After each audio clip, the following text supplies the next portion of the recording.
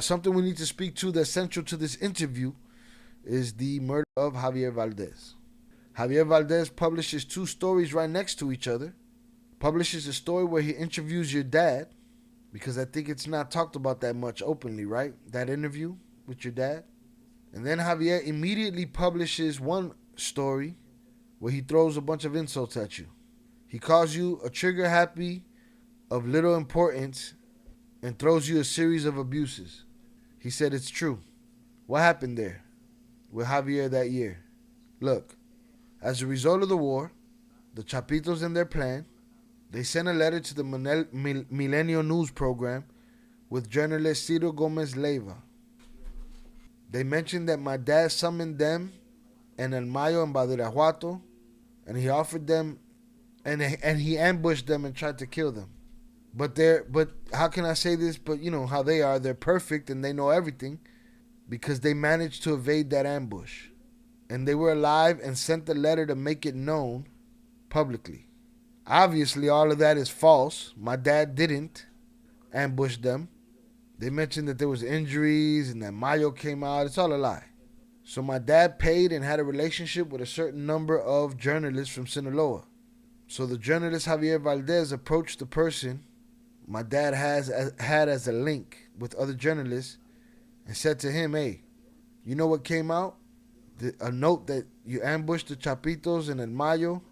Would you be interested in an interview? Javier Valdez approached the person that my dad had as a link. The link asked my dad, and my dad said, yes, let's do it.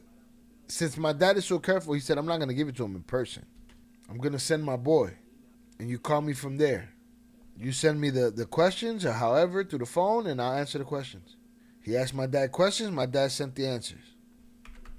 So my dad looked at it as a response so that the people could see that in the interview I said I'm a friend of El Mayo. I did not attack the Chapitos. I don't have no problems. Because he himself had no problems. We're fighting a war. I don't call it a war because the truth is, a war both sides are attacking. Here, we didn't attack. So I can't call it a war. We defended ourselves. And barely. Because my dad didn't want to. He didn't want to. He didn't want to take up arms. So that's how my dad wanted it. To show people that he hadn't carried out the ambush. When Javier Valdez is going to publish the interview, the Chapitos threaten him. Don't publish it. Sell it to me. No, I'm not going to sell them to you. Professionally, Javier declined because he really wasn't afraid of anybody. He proved it. He'd been threatened.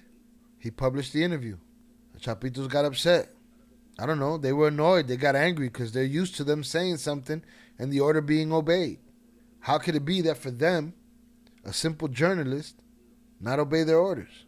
So they bought all the copies of the newspaper. Then he brought up the interview again. And once it's known, I'm going to bring it up again. And he posted it on his website. I laughed. I don't remember if he printed it again. That's how Javier Valdez signed his death sentence. They say because he had a problem with me and that he would call me a gunman. Look, if I wanted to kill every person who calls me a drunk, a drug addict, a deadbeat, a thief, my wife has said worse things to me. And I'm still with her. This is something, at least for me, other people give their opinions and they're within their rights. However, but for me, it's illogical. I'm going to kill a person because they wrote something bad about me. I speak for myself. It don't matter what a person who doesn't know me would say. Let's presume that he's saying all the truth, right? If it's all the truth, they the coldest, most manipulative, do everything. He's found a way to blame them for every single thing he's ever been accused of, right? As far as the story goes. So either they're that good or he's talking that much bullshit. I want to hear him talk about a mistake he made. I want to tell me about some of the foul shit you did. If he sits there and says, I'm a moral cartel guy, I don't, do no foul shit, I'm a moral junior, well then I don't know what to tell you. Don't talk about my business because you don't know me. If you knew me and you told the truth, and if I was like that, well then I'd say that what would I deny it for? Then I'd say, yeah, that's what I am. And if he knows me and he wrote that shit and it was bullshit, then we'd have a reason to have beef. I don't think I have such a weak brain as to want to kill a person simply because they express themselves poorly of me. I don't think that deserves death. And those who went down that path and said that and put that out there, that rumor out there, of course, they had to invent something. If they're blaming me, there has to be some kind of proof, right? If I'm a psychopath to kill the first person who stands in front of me, they did their job, they committed, they fabricated the crimes, they killed the person, they blamed me. He said, but check it out, something interesting. They didn't blame that death on me. They blamed my father for that death. Because at first they didn't know what to do. The idea didn't come until much later. They only killed him out of an outburst of anger. He didn't do what they said and challenged it, and they smoked him. When the interview was published, they smoked him. Then someone, a person, gave them the idea, well, we have to blame, it's time to blame Mini to get them extradited to Mexico, and here we kill him in prison. It'll be easier. So first they blamed my father. He said my lawyer investigated and asked the prosecutor's office in the town hall if I had an arrest warrant. I told him, no, I got nothing. What he does have is his dad and the investigation into the homicide of Javier Valdez. So approximately in 2019, if I remember correctly, 2020 at the beginning, the Mexican Attorney General's office interviewed with my dad in prison in the United States to take his statement. My dad explained it to them. He told them everything. They returned to Mexico. They didn't say anything more. Nothing from my dad. And after 2 months, my arrest warrant is issued when I wasn't even being investigated. And I was in prison too. And since they didn't have no investigation, they didn't even question me. The Chapitos said the one we want is El Mini. So put everything on him. And they started manufacturing everything. These guys are the coldest manufacturers in life. Let me get my next beer. So they started manufacturing everything. They was bribing prosecutors, the public ministry, the police, etc., etc. I don't even really know what the motive was. And I tried sending lawyers. There were 2 lawyers, one of them from Culiacan. They threatened him. They told him that they were going to kill his whole family if he represented me. If he mentioned it again, they told another lawyer the same thing. They said, if you try to represent Damaso, the next time you step in Culiacan, we're going to kill you and your family. Those people ran. They scattered. Rumors spread by all the lawyers. So they didn't even allow me to fight my case. That's how the order was finally closed for extradition. They paid the government. They issued an extradition order. Not only did they scheme to get you sent to the U.S., but they also had you pinned for a crime in Mexico so that the U.S. will send you back. Bruh, let me tell you something. If all of this is true, these guys are the master. And Joaquin snatched up the untouchable man that nobody ever snatched up. If that's true, these are the illest mastermind villains in the history of mastermind villains, real life, comic book, movie, TV, or fucking otherwise. Am I crazy? They gotta be the coldest. If all of this is true, you giving them all the credit in the world that they that cold, that they was able to pull all of that shit off, everything without fail. Coño, man. No mommy's wait. I told the prosecutor's office they're gonna request my extradition. What did they tell me? Don't worry, it's not necessary to worry. It's a lie. Okay. My extradition arrived. They told me, how did you know? I said, I told you. I said it 2 months ago. But before all of this, when the Javier Valdez situation just happened, Javier's wife and his family, they knew that it had been the Chapitos because they said it. They said it wasn't the Damasos, neither the father or the son. And they know it. The owner of Rio 12, Ismael Bjorquez, if I remember correctly, obviously he didn't say this openly, but he knew it. But they threw grenades at R12. The Chapitos threw grenades at Rio 12. I don't remember if they exploded, but they threatened them. They told Javier Valdez's wife, that they were going to kill her and her son and her daughter. Now here's the question. Was he handcuffed by his father's decision or decisions to not get aggressive, or he just wasn't about that life and wasn't going to win that fight and wasn't even going to put up the fight? All right, so he's saying that the after she was threatened, the wife was threatened, Javier's wife was threatened, the story changed. And that it wasn't the Chapitos and him, or it wasn't just the Chapitos, it was him.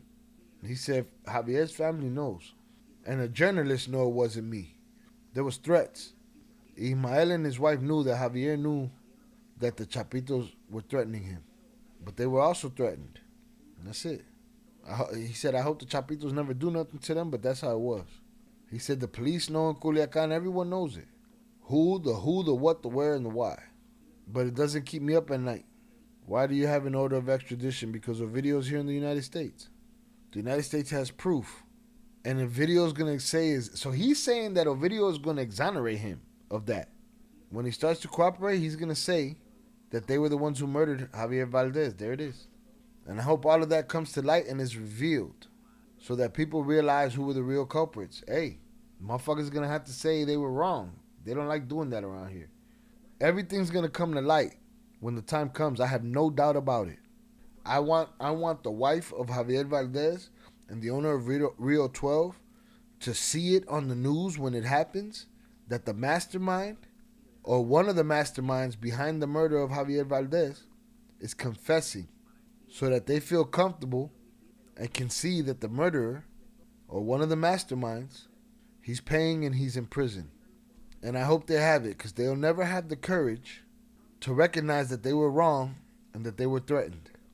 I know that when the Chapitos are gone, that's it. And those two people are going to recognize and they will admit that they were threatened. And since this will be recorded, I hope in 1, 2, 3, 5 or 10 years, you'll see that it happens. Let's wait and see. Javier was, I think, the journalist most important in these issues that are happening in Mexico and the issues of covering the cartel. The loss of Javier, for people like me who are journalists, it really screwed us. It screwed us over. It affected us a lot. It made us afraid. It made us self-censor. It made us to have courage. Thousands of things. That's another thing. Can I pose a question? Y'all tell me if I'm crazy. If the man wouldn't go against his father to go to war with the Chapitos, would he get the blessing from his father to do that to Javier Valdez, or would he go and do that on his own? I'm going to ask those questions because I'm not biased and I don't give a fuck who did what. I want to know the truth. He didn't go against his father when supposedly he was able to make the call and tell them to release the Chapitos. I'm going to tell you something. My father had great respect for Javier Valdez because he didn't have hair across his tongue. He writes it like it was. Your sources will sometimes misinform you, but most of the time they report well and write it. It has worth. I'll tell you, we will never think of attacking a journalist. My grandfather, my mom's dad was a journalist. My mom studied communications because she wanted to be a journalist. I have an uncle who is a writer and wrote a few reports. They don't know this, but Joaquin Lopez Doriga is Lopez because he's my uncle. Ah, you just outed him, man. He probably didn't want to have no connection to your shit. You just told the whole world, man, you wild. Probably took it upon himself to take Javier out, Velez. But explain to me why he don't take nothing else upon himself. Why everything else is supposedly daddy's order. Is daddy his cop out too? Daddy's the cop out and then the Chapitos are the cop out and he's just a slave to making this decision and having them against him? Like, or yeah, did he take it upon himself? I don't know. Shout out EC. I think he did it on his own. I think when the journalist was killed, his dad was already locked up. So he don't have the constraint of him being. He don't have to look him in the eyes after he disobeys him. He decided to test the reach of his power. Is that what you're telling me? It's quite the possibility. Y'all know me. I'm just being the devil's advocate. He's a Lopez because his father's from Salado, Sinaloa, where my grandfather Damaso was born. Lopez. We've been family ever since. My grandfather, my mother's father, I think what they tell me, well, my aunts tell me, he was the first journalist who wrote a book about drug trafficking in Mexico in the 1950s or 60s. Back then, nobody wrote about drug trafficking. My grandfather did the first book. My grandfather has made several books that I think they published as 2 or 3, but since those years, I imagine. But that's what I'm going to tell you. This story is going to be told later. But my grandfather infiltrated drug trafficking in those years when Pedro Aviles was there and had a permit from the Sedena of one general who was his close friend. Coño, man, he's telling stories about people in the 50s and 60s and 70s and 80s and 90s and telling their business. No, mama's No mommy's weak. All right, he would get into the criminal groups. He would infiltrate the criminal groups, and he was only doing it to do an investigation. So all right, it's mad journalists in my family. We would never. My grandfather was already writing about drug trafficking in the 50s or 60s. And there's the book so that you know I'm not lying. But this is a lot of. I don't feel the need to prove myself this much. But I get it. He's being accused of some heinous shit, And there are many other books that he never published. For example, he left one of the Operation Condor in Sinaloa. He never published it. There it is in the manuscript. Because he experienced all of that. And my grandfather, I'm telling you, he got along with Pedro Aviles and with so many other drug traffickers. Your grandmother was trying to probably keep his name nice and fresh and shit. You over here putting all his smut out there. I'm saying we would never attack a journalist. Because in the family, I'm telling you, we have quite a few. That's like I get my best friend is black type shit. We've had quite a few journalists who have studied and taken that profession. That same year, 2017, when Javier was killed, and they start accusing you, they begin to, let's say, put pressure. The war begins, the risk intensifies, and your dad practically asks you to surrender. Can you tell me a little bit about how it was? Ever since your dad asked you to deliver yourself and turn yourself in until the day you arrived at the surrender. This one interests me a lot because it's been told much of how you got to the bridge. And the most common versions are you arrived running, you arrived scared, practically begging for help. That you had to get out of there, you had to grab a backpack and get to the bridge and get out, almost crying. That's the version that's known. But nobody else lived through it, just you.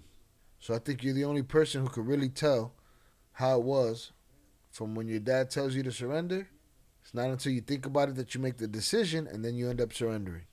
In 2017, when my dad was captured, an uncle of mine spoke to me, and he was a liaison we had with the prosecutor's office, and we had a meeting with the prosecutor's office in the United States. And he says to me, hey, I need to see you. I saw him, and he tells me, hey, you know what? I think it's the right time. It's that moment. Just give it up. Look what happened with your dad before they kill you. I told him, yes, I agree. Let me analyze some things, check my pending situations, and we'll talk. My dad was already in prison in Ciudad Juarez. He said, nah, son, however you see it. He said, the first thing was through the lawyers, then through my mother. Son, if you feel good, however you see it, whatever. Then I think the lockdown itself had already begun to affect my father. He sent word to me through the attorneys. You know what, son? I feel very under pressure. I can't sleep. I think it's better if you surrender. And Dad, I'm going to do whatever you tell me to do. I'm here for whatever you tell me. I receive your orders. But if it's up to me, if you're asking me, I'm staying. No mommy's wake. Yeah. Shit. I don't know. He said I had the courage because I had the anger because they had put my father in prison and everything that was happening. And my dad said, hey, but how are you? He said, because I don't sleep. What's wrong? What's going on out there? How's everything going? He said, I have 2 brothers ready to kill them because they were going to put me in. And there's a third that I've already located. I have 2 brothers ready to kill them because they were going to give them to me. I have one that's a given. The other one too. And the third one I already have located. But then there's one left, but I ain't concerned with him. So my dad cleverly sends to me and says, okay, how likely is it with the lawyers, he tells me. He asked me if I'm sure. It was probable. How sure was he that I was going to kill? How sure was I that I was going to kill them? I said, look, I have the highest 99%, the oldest. You can't go 100% because maybe the person who's going to go do it has a heart attack. That's it.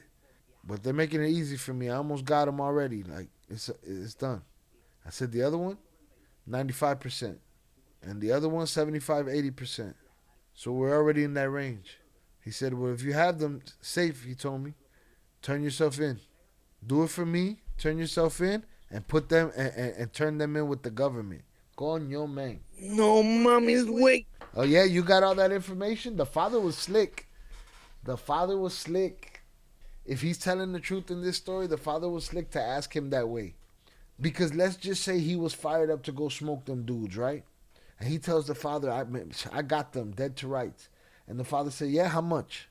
He said, man, I got this one 90%, that one. And he only want to know so that he can say, oh, you got all that information? Cool. Turn yourself into the lawyers and give that information to the government. God damn, boy. No mommy's wake. Crazy shit. Shit. Listen, the guy's missing his calling. He should be writing screenplays. Right? He said, you'll get out quick. You got all that information. You turn them over, you get out quick. You're going to help me so that I may benefit too. And if you put them, it'll benefit us both. That's the same deal that they gave Ovidio and Joaquin. You help me, I help you. Everybody helping each other. So you leave immediately. And we pay them back in the same way. Because really, I don't want to kill them. This is Damaso saying, I guess his father saying this. And I said, good Lord, how is this possible? I wasn't in the mood. I didn't question. I only received orders, and I told him, if you say so, then so be it. I told him I'll put them on perfect. I put it on them perfect. And so it was. No pushback, huh? In June or July, I lasted about 3 weeks organizing my things. Yeah, he was ready to go, bro. That's why I questioned if he did the journalist. I asked my woman, what do you think? He said, it's better. The children have a new life. My mom also told me, better off not have anything to do here anymore. It's better to support your father so he can have peace of mind. While you're out here doing this, no one will ever be peaceful. So, perfect. All right, fine. I organized. I spoke to my lawyer. My lawyer said he met with the prosecutors. We organized the surrender. I'm telling you. You're telling me that I'm the only one, but there are more people who accompanied me that day, which I hope to have later on the pleasure of having them with me and saying it together with me so that people see how the surrender went, which was something completely agreed upon, organized, and without setbacks, and without running, and without fear, and without shouting. Everything was perfectly normal and natural. How easy and convenient is that? He just followed orders a la orden. And that's what I need. I need a la orden drop right there. A la orden. He said, listen, man, throughout this entire story that you told us, there's a whole lot of communication with U.S. agencies. Because this shit isn't new. This is part of the program. This is the program that's been in play for a very long time. It all has to do with betrayal and information. Oh, too much information and shit. You know what I mean? The value. Once you're worthless and the money, you can't do money, and I don't even want you around no more now. All you're worth is your information. So if I got to smoke you because you got all that information, that's what they do. That's what it is. Are these agencies present in other ways in these organizations? There's always some kind of communication because people have been arrested and are cooperating. And that's a channel for drug traffickers from Mexico and other countries. They have people passing on information. They have lawyers that represent family members. Or the lawyer has communication with a drug trafficker, and that's how they're sent messages. They're always there. Remember, the agencies are part of the game. And I'm not talking about the aspect that they're traffickers, no. But they are tangled. Not entangled in doing the bad, but they know about the movement. Even if they're there to capture and make seizures, but they know the game. They're in it. They're part of it. They're a branch, bro. That's the police branch of the cartel. They have the information. They have the communication. There's no game without the agencies. It's not that there wouldn't be a game. They got their job. So if their job is to have drug traffickers or drug dealers are part of the game. All right, you turn yourself in, you decide to surrender. You also decide to start collaborating with these agencies. But one interesting part is you also decide not to enter the witness protection program, which in Mexico seems to... You decided not to enter witness protection. I thought he wasn't with witness protection when he got locked up. Mexico seems always the same. If you're collaborating, then you're already part of the program of protected witnesses. How did that happen? He said, no, it's very different. There are two completely different things. Yes, I agreed to collaborate, but only acknowledge what I did and talk about my enemies. He said, that was my agreement. I do not accept to enter the program. From the beginning, my father told me, do not enter the witness protection program. That's not it. And I obviously never crossed that path. Simply, it's something I don't want to do. I have a large family. I have a very close-knit family. and I have quite a few children. If I enter that program, automatically I would have to cut off communication with them and not knowing about them. And for me, that's not an option. I'm not the best father in the world. I'm not the best family member in the world.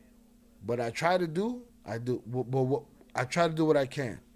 Even if it's just a call, even if it's a message to my children, to my family, to whoever. If that's all I can do, so that's all I can do. I'll do it right away. So for me, it's not an option. Respect to the people who enter that because you need courage to completely change your life, to be someone else. Cut off communication with the world as you know it and relocate to a place that you don't know. It's something strong. But I'll say it again. No, I don't like it. I wouldn't want that for myself or my family. And then it begins, well, in a way of life, a different life. So you start now, you've entered another country, you're here, the dynamics are different. They start to call you to testify in trials. Most importantly, in that of your dad and in El Chapo's case. But how is that part like? When you go to testify, is it a little fear? Do you prepare? And then Chapo at the end, we started this conversation based on accounts saying you were the favorite son of Chapo. Now you're going to testify there against him. Tell me a little bit about that. The whole issue of going to testify against El Chapo. Of course, like you say, I went to testify. It wasn't required at the last minute, my participation in the room. But there was a lot of people who were there but were not presented. Like me, there were other people who did not appear in the courtroom. That means they had all kind of people ready to tell on that man. So even though a lot of these people weren't presented and didn't testify in the courtroom, the government gives you the same deal.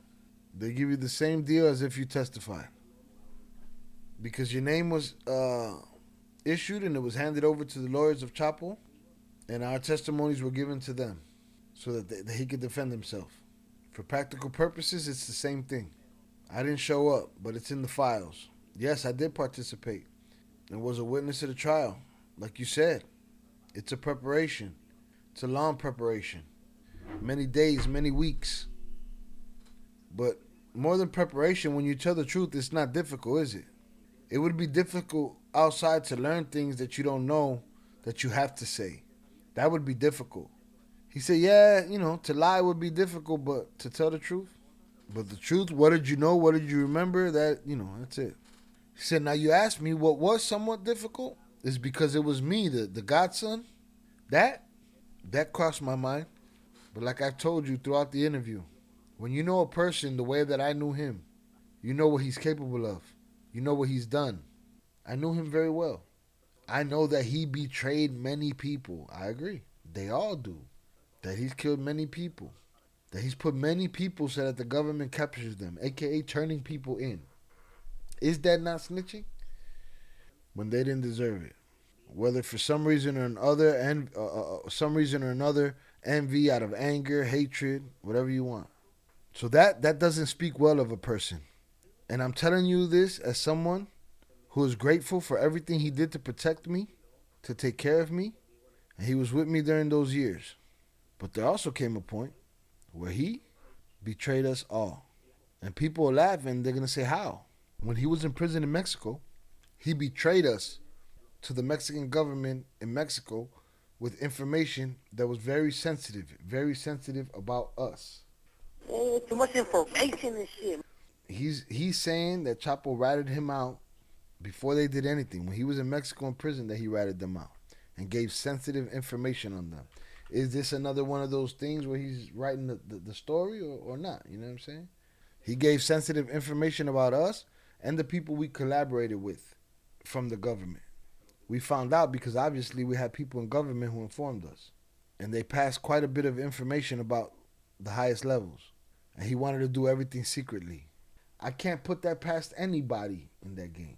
So he gave names, gave ranks, said many things.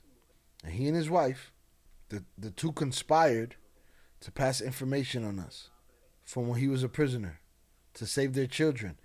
But I don't put this past Chapo. This is part of the program. If you watch Cartel with 2 L's in our playlist section, you'll see that this shit's always been on the table. What are you going to tell me? From when his children They ambushed soldiers in September in 2016 in Culiacan. The government, or rather the military in Mexico, they wanted to assassinate Ivan. And he made a deal. He negotiated with the government to save them so that he wouldn't be killed. Just as he negotiated that they would no longer look for Emma because Emma was wanted by the Mexican government when he escaped. But he made a deal so that Emma was no longer going to visit him because they were going to capture her. After Chapo makes the deal, Emma comes back to visit him. And then what? It's a coincidence that they capture everyone? Emma's family members and many others that were involved in the escape, but not her. And they're going to say, oh, because she was his wife and all that. The people that know how things were, and I know. And they had all the evidence to stop her, but El Chapo made a negotiation so that she wouldn't be bothered. I'm telling you, it's fine. Everyone wants to save their wife. I agree. I would have done the same. I want to save my children. I'm not contrary to that. But that's what he did. As I said before, he betrayed us. He betrayed us in 2016. And my dad told Mayo. And later I'll tell you how Emma helped him. When's later, Papa? You went to jail. What he did and what he didn't do. But I'll explain that later. Because right now, it's not recommended. Talk about that. But me having that background in my head, hey, he didn't care. He wanted to save the skin of his sons, of one of his children. He didn't care to talk about us and throw us out. So why should I have to have pity on him? Because it was my godfather? Because he took care of me? I'm grateful for that. But that doesn't mean he can kill me or that he can finish me off. And okay, that's fine. Don't worry, because at least for me, all they received from us was loyalty, help, and what was expected from family. You guys were perfect, huh? God damn. Because he spoke very badly of his brother Aureliano, Guano, and of other relatives of his, and killed other relatives of his. Well, I mean, he was cousins with the Beltrans. They went to war. They betrayed him. They didn't do what he wanted, but never from us. Never a complaint. But because he knew the quality of people we were. So it became to me difficult to make the decision to testify against El Chapo. Absolutely not. If he hadn't done what he did in 2016, which was to say everything that he said that I can't explain right now, I wouldn't have gone there and testified. No mommy's way. I think your father told you to go testify. You went and did what the fuck you were told. And you was going to do that shit regardless whether he testified, didn't testify, whether he talked, gave information, didn't. Do I believe he gave information? I don't doubt it. But you was going to do what you was going to do. But he did what he had to do. So I also did what I had to do. Also, still from prison, this is Luis talking. Chapo has tried to go against you, right? Against you and your family. Yes. There's how can I put it? My sources in Sinaloa, they say yes. They tell me yes. That he tries to give orders. But later on, I hope to be able to be more clear on this and tell you what happened. Reaching the last part from the interview, I want to talk about a particular character because of his importance or because of his recent circumstances. Omar Garcia Harfuch. All right, for those that don't know, Harfuch is the Secretary of Security for Mexico. He's launching to preside over Mexico City, and I understand that it's a character that you and your family and the Chapitos and El Chapo that know very well. Now, as we know, his father, Harfuch's father, was also a politician. I believe he also held the same office, and he was corrupt. He's a person, you know him. If there's anyone who could talk, let's say, about who he is, it's you. Look, any relationship we have with him? No, we never had any relationship. He was the one who captured my father in Mexico City. I have nothing against that. It was his job. He did it well. Our job was to hide. So I don't have any problem with that. What I do have a problem with, he made the deal with the people who put my father in jail because, of course, the job wasn't intelligence work or anything like that. They gave it to him. As always happens in drug trafficking, someone points the finger and says where he's at. And it happens, the capture. You see what he said? As it always happens in cartel life. Kids, cartel life ain't for you. Stay your ass out the game. Although they've mentioned the other day months and years and centuries of intelligence, and intercepted communications and operations and etc. He made a deal with those people to kill me. That was the plan. To capture my dad and kill me. They could come, they could deny it. He knows who he made deals with. He knows who he received money from. Right now, I can't say. You understand the reasons. I can also say he stole millions of dollars from my father and planted drugs on my father and my mom. That seems like the behavior of a cowardly person to me, without principles and without ethics. If you want to arrest my father, you can plant drugs and whatever else you want. It's a man. And that's what he did. It's not right, but at the end of accounts, that's my dad. He did it. He had a living doing that. But he proposes to do it to my mother, a person who has nothing to do with this world, more than being a wife and a mother of two drug traffickers. Well, he didn't put your mom in that position. Y'all put y'all mom in that position. Sorry. No mommy's weak. That seems out of character to me. Out of place. Not right at all. A lady who has nothing to do with it. They put her in jail just to make an impression on some people they're getting money from. That's it. And I'm telling you, there are some small things later that'll come out. More truth, more explicit, and more extensive. I believe it. For the moment, I don't know if it's impossible, but it will come in its own time. To finish that thought, Harfuch, remember, you can't forget that he was a student of Garcia Luna. And from Garcia Luna's group, I want to imagine that, this is Luis talking, I want to imagine of a person who surely already has its own file on the side. I don't know, but I can imagine, yes. So basically they're implying that there's a file on Harfuch and his dirty deeds.